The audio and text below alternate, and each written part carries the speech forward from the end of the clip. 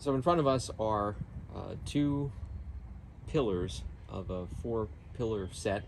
These are the two subsidiary pillars, those two larger pillars that are in the middle of a set of monumental entry gates.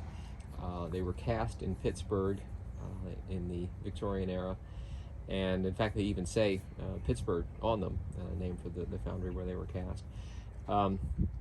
And they were the entrance to a beautiful historic cemetery in Pittsburgh. And when we were collecting the bricks in the communities surrounding Pittsburgh that were formerly street bricks that now form the walkways here in Boyertown, I was traveling to Pittsburgh to get some more banding to wrap the pallets together, and drove past these, came across them, and they were high on a hill, and I pulled the car over, put the flashers on, climbed up the hill and looked at them. The driveway, for which there were a monumental entry gate, was abandoned. So I found out who the owner was, and after much negotiation, eventually they found their way here to be restored.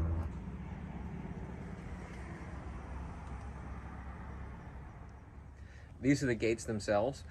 They connect the large pillars to the subsidiary pillars, and they're actually the pieces that would swing open, and you can actually see the hinges on either side of the pillars. They're massively heavy.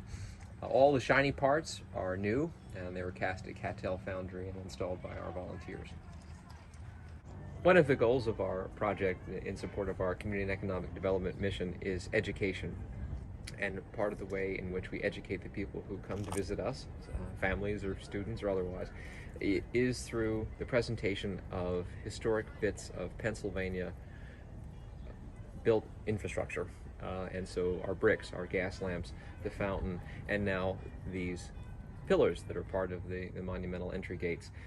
They were made in Pennsylvania at a time when this state could produce pretty much anything out of metal that you might want. And what's remarkable about them is the level of detail in the cast iron. And of course, a lot of restoration work has had to be done over the course of the 100+ years that these have existed since they've come to us. But in both the restoration, but also the original fabric, the quality of craftsmanship for something that is merely just an entry gate is really inspiring.